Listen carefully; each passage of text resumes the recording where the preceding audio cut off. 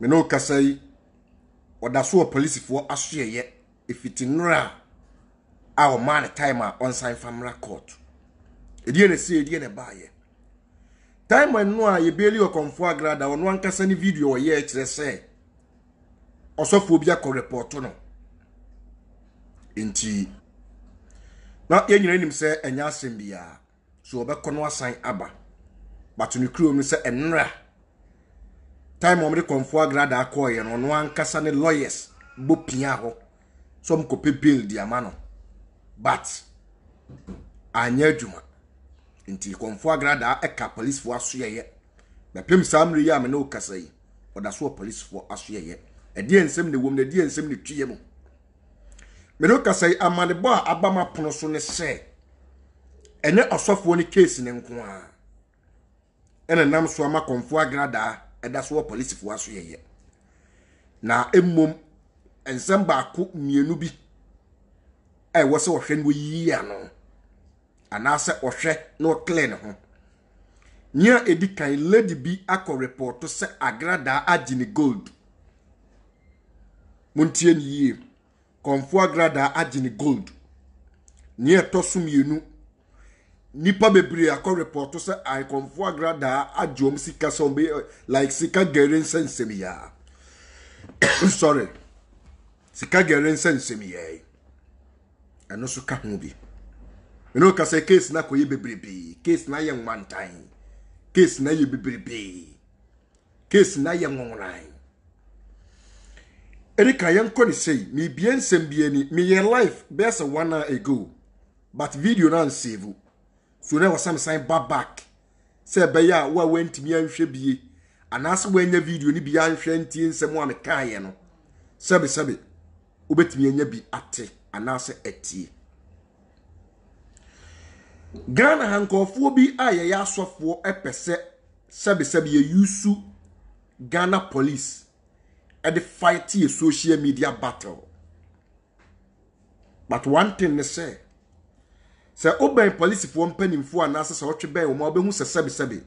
ye mpanimfo wo mu pa e bi ya hemfu nyina munti asoma me kaniye but omunnim ni ya ekoso social media ana omunnim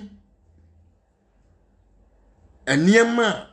ekoso anase nsemu a esi o social media enti se mahwa osofo tibi tena social media na wadi oba tem owia no afa akira akọ report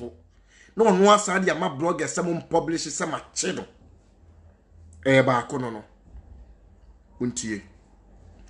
I think say yen nyina nim say ye ka police a Ghana police a omo na boy ho ban omo na hwehwe sebe ne ma boni mu omo na sori tia ne ma boni omo na bre ne ma boni ase enti ade ye fre ni buo ni ani die ye de bi mu omo pa se Ghana ye yi police fo free mo man beto sini se Ghana ye yi military free mo man beto sini but why sen kofo bi pese ye dey selfish interest and say ye personal beef wa ye ni obi wo ekojai police fo so ba ko mesere me papa no police fo amutie me na mo hwe me ani die mu obuo ni ani die mesere mo se wasofo bi abaye police case anaso wasofo bi an issue ba na we adi matem a aya mum ye nhwe ye wo ho because enkofo bi pese ye fa kwati kwan bi gu police fo ani mu ase enkofo bi pese ye fa kwati kwan bi tichi police fo nsagu ye chi but metiase enya adwuma da yanko agrada I gold in sansam so lady na ko report to say konfo agrada agini gold muntie ni yewu konfo agrada agini gold but all kasano I think say improve any evidence say ye no kre I think say agrada na nkasa obeyi ne nsem wano but the thing is Ghana for hu nipa ni bi nsua nyansa because nipa ni bi agimi ache sabe previous on your ba watimi anya kokoduro aboden abohye akwa gold ida say ye wa dia say ye busua dia gold na nku anya ohwe but wo dia sori atoba agimu akoma okomfo seje na ye ho amanne mafama me unipa no wagimi pa unim nyansa ti asoma me kan yiwu watimi anya kokoduro asa oba besia afa gold bibia anyo bibia ankan bibia anya ohwe but wo di akwa akoma oba wo di gold ni koma agrada onko na okoye ana wo nuanom ne koye se ya onko na okoye di ade ne ba wutimenti onko na okoye oba besie wu yamfa gold na asem nto nchen yanko sika gere side unim enano pe me live program am ye me ka asem bi se on omo report agrada sika gele no onipa bi obekwa report so agrada agini sika so be sika gele dia man sai nipa na ewose ye chi no ansana ye beti agrada ya ti agrada because Ghana unim bibi ewo emremu se nia waje bribe ne nia wotua no omaso twea ye baako nia waje bribe ene nia wotua omaso twea ye baako muti asema America na nka wunya jimifuo nya sisifuo na wunim nyansa ukita 1000 Ghana cedi awu betumi dia ye adwuma nya mfaso wo so but edufuru pe abro ni bayenti oso de kwaji sika gere oso de kope double money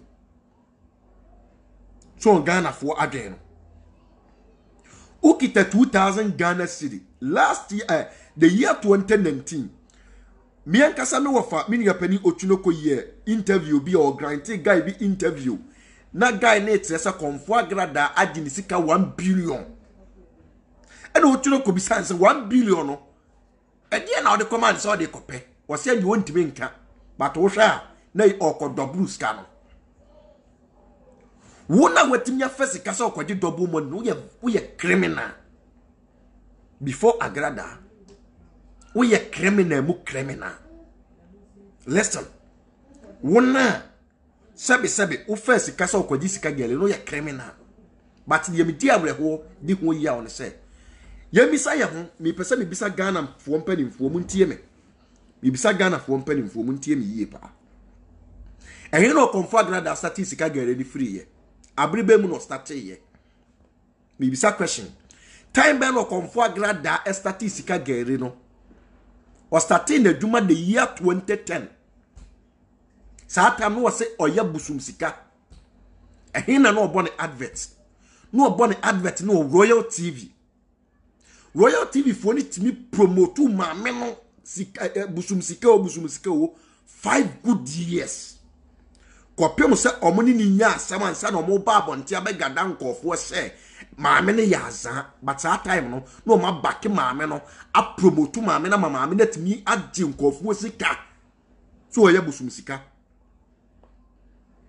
ebe ni mu aba be pem the year 2018 eba 19 20 2020 eba 2021 and we change say afedie we free busum sika because busum sika level no low say we dia basika gele wood na etu no ye no TV so me no kase Ghana ha eba hanu ma konfo agrada TV stations or body promo and an advert was so ko base 15 TV stations 15 TV stations it na bibisa say from the year 2010 up to the year 2021 year kase Ghana na court ni ha na Ghana na police ni ha na Ghana na BNI ni ha na Ghana na national security ni ha na Ghana sabi na military ni ha but why samotena semama menitimi ye advert sika gelo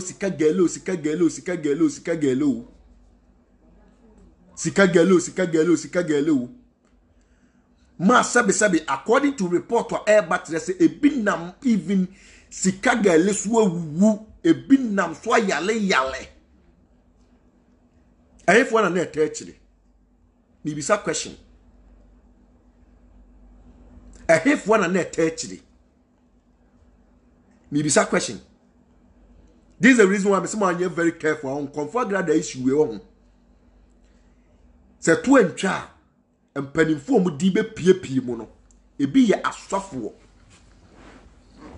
munti asema American ebi ye asofo ebi ye nsemtrofo anase presenters me no ka say presented wadi agrada 50,000 Ghana cedi eni bosome ehun asam nam kwa so ba ya tegana ai nim sabe mpradua so omo akonfo agrada obo ya asofo a na o praise omo aseme wofa adu oyi sika de ma omo but omo nim sade agrada eye no sika gele no enye no kre but na odiska na oyi bi koma omo menu kasa be se nim mpanimfo bi yesi em mbodi pa na em bodi a no omo sagra da eti sika gele because Ghana mpanimfo including police service in twin country be say ye tena TV so na ye hu agrada na ma wo ye anasa report e de report na nkofo de ba no na bi nkoma so ye but dien no omo ye de fa ho bibisa question dien no omo ye de fa ho but a jinse mo awie agrada ye adwuma na akokopem se nkola bi kura hunu se na adwuma na agrada ye se sika wom teni ye de yakujimu bi ebe yie na afedo mu ye food fry it's oko TV stations na ye bie no foforo no so a na ogbehu na akura we ya betena so me sandi sika mankofo na ye yusu MTF logo di bone me sandi sika o sandi 100 cedis abenya 1000 cedis o sandi 200 cedis abenya 2000 cedis o sandi 300 cedis abenya 3000 cedis ye nyina ye nim sani nyina na ya zan kure bie no ma na egom but mpanimfo supporto mpanimfo supporto munti asoma make ni ye pa adene koso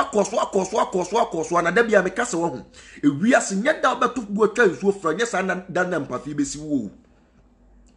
wori atankofo achi na du omusika achi buommom nya bone ne da kropanipa ne ho beka ne ba affected ebi ne dia koso agrada antem no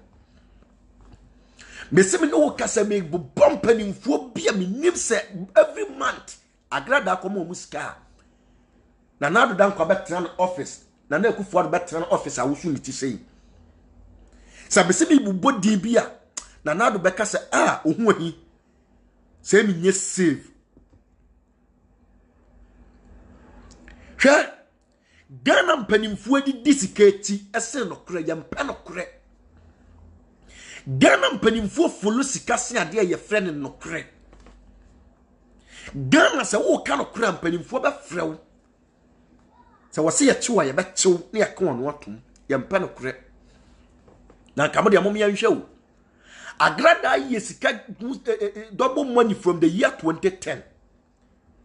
baby an shrine ewo so utuo mu nti Ghana mpanimfo betinya ka akyere me se sabe mpraduasa police station ni ho police fo na maami fi animu na ekọ na eba but no comment eni enyina ye dia dance se nya konfo agrada nko ala eni konfo te Ghana ha wo yes adwuma ni bi omo doso pa ebi ye malamfo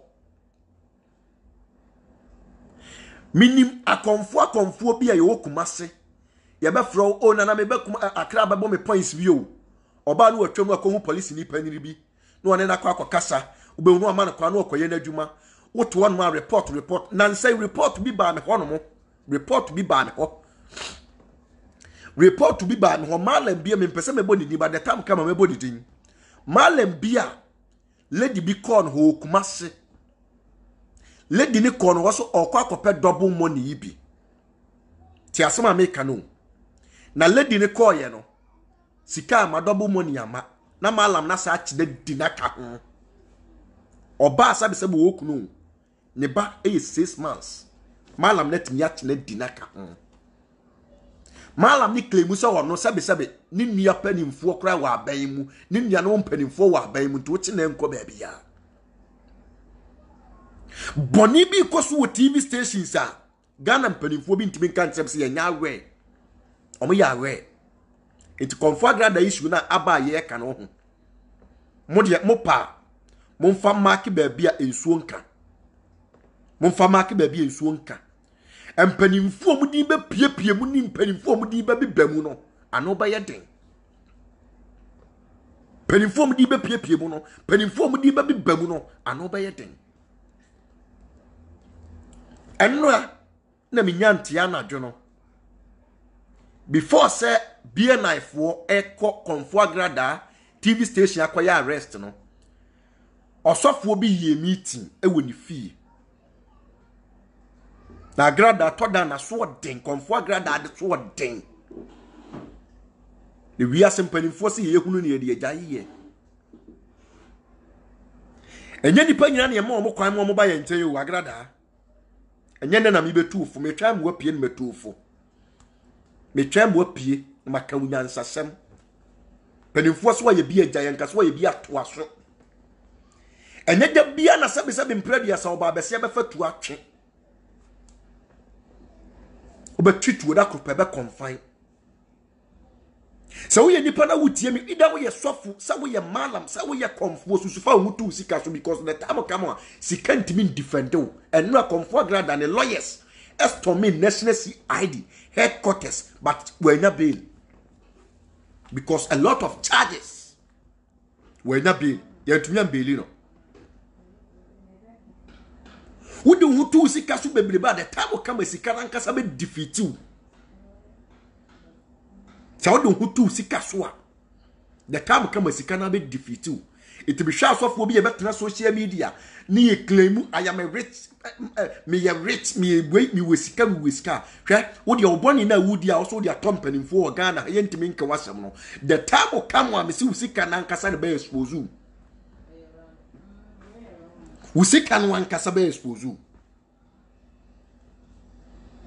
usika no ankasa odo hoato so enti wusebe mpradua ye ma ocham so ye nka wasem wo de wo pe na wo ye no eniema agrada fam na nia ya me ya ne se eduru busum yo ma agrada chi o mo ka o ma agrada no mu di sika no o mo na ye punish no o mo mbe yi o mani ayi o mani omo ya asofo afedie omo claim atwo mo te se de even kran sabe agrada onye nipa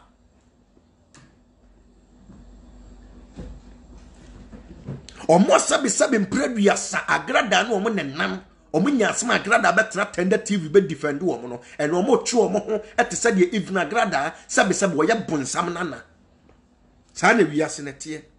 susufa wo tu sika kita wo so because the time come we sika ntimi save susufa usik wani bon wasafo hini because of usikanti because the time come as can over my friend but onti mesevu. I am telling you today no krana make at no the time come am say sika onti mesevu wo kwan bia so and na the agrada FM me no kase wo police for aso ye me no kase wo police for aso ye we deep 2 days wo bia na ya kache ye jaile no anko a me no kasai was spend 24 hours as our police station biem ye bomb pay because charges na eba no I think say e was say charges ni nyina otimi clear air Jesus anodding empire na say was a Ghana for the time am na chi be bloggers bia na yetiti social media na so nura mo ana mo be ma agrada ho ate mu nya de mo ye no ya agrada FM sesi a motete abrochire munim de yekoso munya de mo ye no enye obi de enye obi fese ma me no fasa wo hawo ni mu because agrada yenim no Ghana yenim so ya yem ye pa yenim agrada asasa be se be ni nsachi emre ni nsa ni trimu nya den but enne ade na nipa yi na ma Messi edie be pie no hu agrada yi si hu edie be pie no because edie jete mi ankasa hu ohia metie edin so se mi bo din a ewurade nyankopon edin be bo bon han panimfo mo adwuma be furu mo nsa wo Ghana na doso because you can't tell me say agrada report na eba we so wati mi sika we so wati mi we ni nyina na police fo nya awe agrada ye adwuma from the year 2010 bepim 2021 edin na si edin na aba edin na si ye Satraya be na aba fedie sabi police go to ne so sa. Those days na oye adwuma no. Sabi mpradua sade ne sidie ne baaye. Me bisa. It me kan sam we atro konfo agrada amrantie me ka tre ni kunu ni so wotie me a ontie ni yi. Bloggers woni bi do aye adwe say ye fight am agrada but omo say ni case. Omo say ni case. Omo say ma ni case. Almost say ma in the case. It mon frère bloggers woni bi. Na mo woni wo mo say hey, eye. me pese me bo bloggers woni bi din wa ha because me sabe omo ye nkwasiafo ma me blogger wutia brochira sabe yati obi a wonim information ni update e koso waso video ye video agrada onye smart ye bloggers wo bi wo no ma atamfo ahyeda soma omo so omo mla na kwam no omo fa ne meto fom agrada start so oko beef wo tv no so asema ntunefo bi tunefo pa opo me challenge me ye voice note me mfreni mpo me ye voice note na makabia trense maame uti tv so obi ti facebook na ne yonko ne make sure so be ma branding wani aso but never Dabi Mummy nhwe ne bone ekoso wo TV so enne sebe mpraduasa abofre timi ehu se mentre TV so na matre TV ho ehu se obi ti TV so wa ye okonfo wo se menkofa akola wanya 10 years mra na memfa 5000 ka ho na obetimi amadi yi e de na ekoso wo man ni mu no but me blame wo bi blame Ghana mpanimfo no our leaders no omo ye weak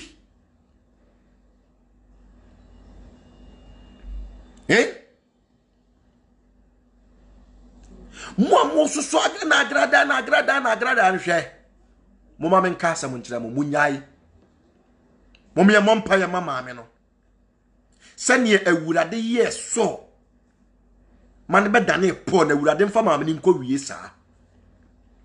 wo awunim na wo ye blogger na so wo twen sa agrada abeba na obeto ne niema na wo ye ne so ne niema na wo ye ne so na wo ye nipa boni ni wo mpa mama ni yie o pa mama ne nim gwase ye pe na hwe ase o pa mama ne fombo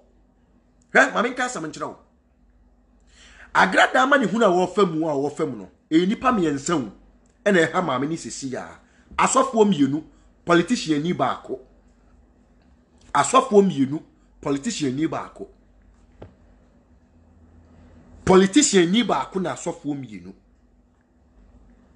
because agrada yo bi a na nipa bona to ho ache na mama nka asam nkyerɛ wo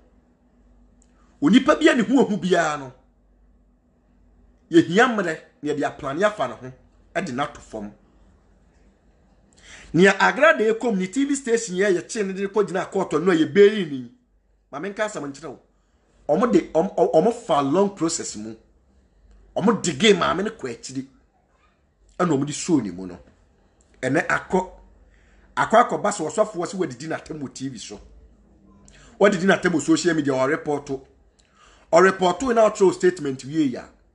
yes we be the gold issue abase we fa the gold and as we the gold what the gold nipa no o ansa ono na yi wie na true statement we anko for the petitions ba na e ba say wadi misika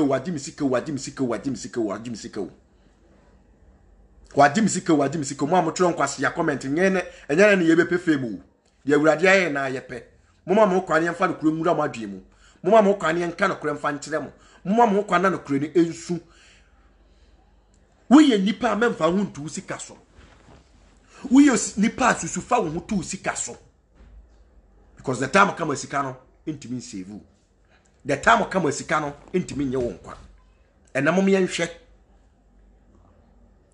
ye misa ya mo sese mpraduasa me no kase konfo agrada wo baketo a ho no mo akola ketekete ya otia no fuwa no ti ba bi odan ni man ho na ehwe wo mo oba tan ni nie ne ba bedi wu na wo de wo ye blogger nsua nyansa na wo de di nkwase ntokwa eti na di nkwase afo ntokwa eti na wo de wo sole asabe kankofo ma me tontokom na wo de da bia fa page ani di na da wanim eboboba etwen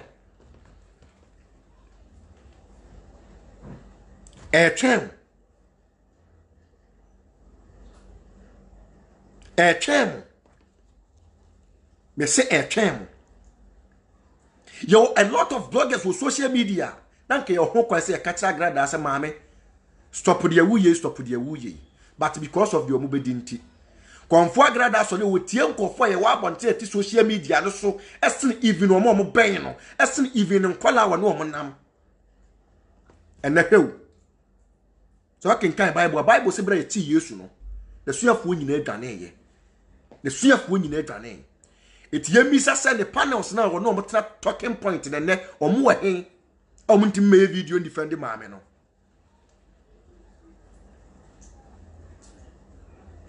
omo wa hefe no ntimi me video now the old blogger what tiabrotire Jimmy wunsu anyansa